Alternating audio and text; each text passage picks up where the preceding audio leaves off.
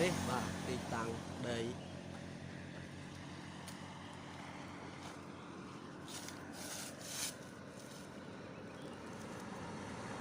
5 គីឡូដល់ទៅ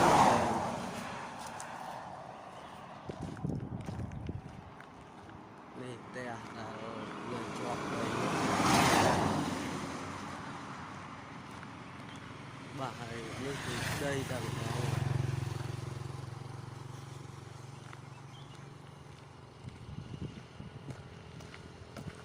តាំងដី10 ម៉ែត្របាទក៏10ដល់80ហើយជាប់នេះ10 ម៉ែត្រដែរគេក៏លក់ដូចគ្នាបាទពីប្លង់នេះគឺលក់ដូចគ្នា